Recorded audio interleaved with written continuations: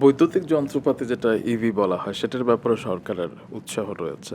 তো এটার উৎপাদন এবং যেটা বাস্তবায়নের ক্ষেত্রে আপনার কি মনে হয় যে কি ভাবনা? এটা কোনো অপশন না। ইলেকট্রিফিকেশনটা আমি যেটা বলব, পৃথিবী যেইভাবে আগাচ্ছে, এই ট্রেন্ডটা যদি আমরা দেখি, হয়তো ডাউন দ্য লাইন ২০-৩০ বছর পরে ই ইভি ভেহিকেল ছাড়া আর কিছু পাওয়া যাবে না।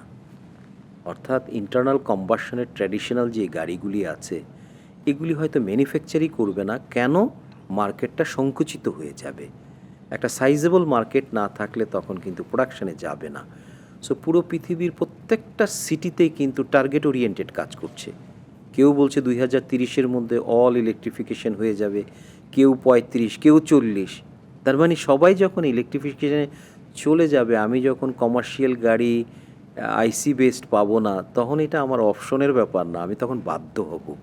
সেই কারণে আমি বলবো এখন থেকেই আমাদের চিন্তা ভাবনায় রাখতে হবে আমাদের এই ট্রানজিশনটা আমরা কিভাবে করব। সনাতনী ফুয়েল বেসড যেই গাড়ি আছে, তার থেকে আমি ইলেকট্রিফিকেশনে কীভাবে যাব। তো এই সরকার প্রথমে বাস দিয়ে আরম্ভ করতে যাচ্ছে, এবং খেয়াল রাখতে হবে ইলেকট্রিক ভেহিকেলের দাম কিন্তু অনেক বেশি, আপফ্রন্টে খরচ অনেক করতে হয়, কিন্তু রানিং কস্টটা কিন্তু অন্যান্য গাড়ির তুলনায় অনেক কম। আচ্ছা। এই সৌন্দর্যটা কিন্তু আছে। সো আপফ্রন্টে গভর্নমেন্টকে পলিসি সাপোর্ট দিতে হবে, কিছু ইনসেন্টিভ দিতে হবে, অন্যান্য দেশ যেইভাবে সফল হয়েছে। সাইড বাই সাইড ইলেকট্রিক গাড়ির চার্জিং স্টেশনগুলি আমাদেরকে সারা দেশে বিস্তৃত করতে হবে। তো এই ক্ষেত্রে সবচেয়ে বড় গুড পয়েন্টটা হচ্ছে আমরা সিএনজি কনভার্সনে কিন্তু সফল হয়েছি। 2 স্ট্রোক ইঞ্জিনকে এই সরকারই যখন আসে সেই 98 সালের দিকে জি। বায়ু দূষণ কমানোর জন্য 2 স্ট্রোকের ডিজেল ইঞ্জিনকে প্রতিস্থাপন করলো সিএনজি। সিএনজির কিন্তু কনভার্সন ছিল না, ফুয়েল ছিল না, সবগুলি তো হয়ে গেছে।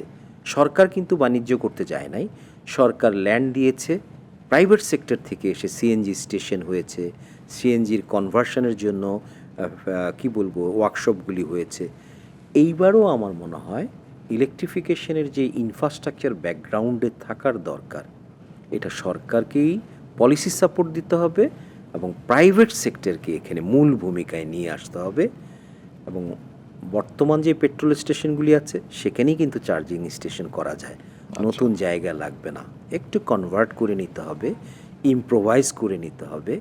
তবে সবচেয়ে যেই জিনিসটা আমি গুরুত্ব দেব, শত বৎসরের ট্র্যাডিশনাল গাড়ির মেইনটেনেন্সটা যদি বলি, ঢাকা শহরে বা সারা বাংলাদেশ যত ওয়ার্কশপ, সব কিন্তু ওই গাড়ি নির্ভরশীল ওয়ার্কশপগুলি আছে। হিউম্যান রিসোর্সটাও কিন্তু সেই লেভেলেরই আছে। ইলেকট্রিক গাড়ির কিন্তু খুব একটা পার্টস নাই, ওটা মেনটেন্যান্সের জন্য কিছু মডুলার কিছু জিনিস চেঞ্জ করতে হবে। ওয়ার্কশপগুলি করতে হবে ডিজিটাল, কারণ গাড়ির ভিতরে ধরবে, হেলথ মনিটরিং হয়ে যাবে, কোন জিনিসটা ম্যাল ফাংশন সেটাকে চেঞ্জ করতে হবে। তাহলে ওয়ার্কশপ আমাকে কিন্তু রেডি রাখতে হবে। আমাদের হিউম্যান রিসোর্স খেয়াল রাখতে হবে, কিন্তু জবলেস হয়ে যাবে রাইট। যদি ট্র্যাডিশনাল গাড়ি না থাকে। অনেক আনস্কিল লেবাররা কিন্তু ওয়ার্কশপে কাজ করে, রাস্তার পাশে কাজ করে, বিভিন্ন রকম সার্ভিস ওরিয়েন্টেড। এদেরকে কিন্তু প্রস্তুত করতে হবে, এদেরকে স্কিল ডেভেলপ করে ইলেকট্রিফিকেশনের যা যা সার্ভিস দরকার সেই লেভেলেও কিন্তু প্রস্তুতিটা নিতে হবে। সো সরকার পলিসি সাপোর্ট দিবে গাড়ি আনার জন্য, পলিসি সাপোর্ট দিবে চার্জিং করার জন্য, পলিসি সাপোর্ট দিতে হবে এইটার যখন মেইনটেনেন্স ফেজটা আসবে, মেইনটেনেন্স করার ওয়ার্কশপগুলি, হিউম্যান রিসোর্সগুলিকেও কিন্তু অ্যাডাপটিভ করে ফেলতে হবে। সুতরাং সিমultaneously অনেক কাজ করার অনেক আছে, কাজ করতে হবে। এবং ইলেকট্রিফিকেশনে যাওয়াটা চয়েস না, অপশন না, এটা মাস্ট, যেতেই হবে, টুডে অর টুমোরো। আগে আরম্ভ করলে বরঞ্চ ভালো। ভালো।